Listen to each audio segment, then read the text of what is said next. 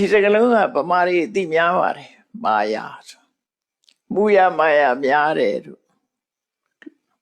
သူသုံးတဲ့စကလုံးတွေမှာမာယာမိမမာယာတဲကိုပြစာမာယာဆိုမိမမှာရှိတာမဟုတ်ပါဘူးမျိုးသမီးတွေမှာရှိတာမဟုတ်အားလုံးမှာရှိတာ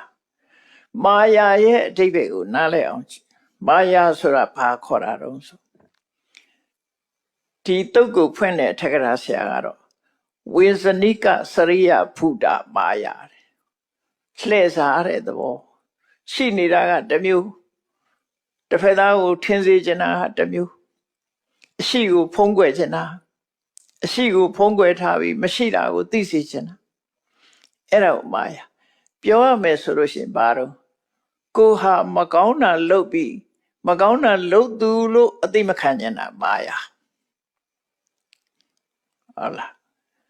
လှုပ်တာတော့မဟုတ်တာတွေလှုပ်တယ်ဒါပေမဲ့လူသိမှဆိုးတယ်မသိအောင်ဖုံးကွယ်တယ်ကိုယ့်အပြစ်တွေကိုဖုံးထားတယ်သူတော်ကောင်းအောင်ဆမ်းတယ်အပြစ်တွေကိုဖုံးကွယ်ပြီးတော့အပြစ်မရှိတဲ့အောင်နေတယ်အဲ့ဒီကိုယ့်ရဲ့အပြစ်ကိုရှုပ်ဝဲဖုံးကွယ်ထားလို့ရှင်ဒါမာယာလို့ခေါ်တယ်ဘယ်နဲ့ကြောင့်အမျိုးသမီးတွေကျမသွားပြီးမာယာများတယ်လို့သုံးနေကြတယ်တော့မသိဘူးနော်မာယာဆိုဒီမှာရှိနေတဲ့အပြစ်ကိုဖုံးကွယ်တာလူမသိစေချင်တာအဲ့ဒါမာယာပဲနော်လူသိမှဆိုးတာမသိရအောင်ဖုံးကွယ်တာအဲ့ဒါမာယာလို့ခေါ်တယ်လှည့်စားခြင်းပဲတဲ့အဓိပ္ပာယ်ကတော့သူက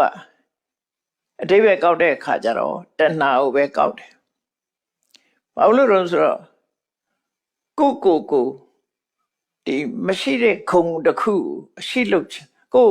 လူအထင်သေးမှမလို့လာတာလူထင်သေးသွားမှာမဖြစ်စေချင်မတရားတဲ့နီးနဲ့လူတွေကကိုမပါထင်ကြီးနေစေချင်တာအဲ့ဒါဖြောက်မှတ်တဲ့စိတ်မဟုတ်ဘူးတဲ့နော်အဲ့တော့ကို့မှာဒါမျိုးရှိသလားကို့မှာဒါမျိုးရှိရင်မရှိအောင်ကြိုးစားလိုက်ပါဒါအောင်ဆိုလို့တဲ့မြတ်စွာဘုရားဒါစိတ်ရဲ့အညစ်အကြေးတစ်ခုပဲတဲ့အာရဆိုတာအဲ့တော့ကို့အဖြစ်ကိုလိုက်ပြီးတော့အရတကလှဲ့ပြောရမှာလားဒီလိုမဟုတ်ပါဘူးဟမ်းမဆောင်ပါနဲ့ကို့အဖြစ်ကိုအပြစ်သိပြီးနောက်ထပ်မလုပ်ဖို့ကအရေးကြီးပါတယ်နော်ကို့အဖြစ်ကိုဖုံးကွယ်ပြီးတော့တကယ်လူကောင်းအောင်မဆောင်ပါနဲ့လို့ဆိုလို့တယ်ဟုတ်တယ်ငါဒါတွေမှားတယ်ဒီမှားတဲ့အရက်တွေကိုသူများပြောခြင်းပြောမပြောခြင်းတွေငါမှားတယ်သို့မဟုတ်ကိုယ်ဆရာမိဘလေးစားတဲ့ပုဂ္ဂိုလ်တွေငါဒါတွေမှားတယ်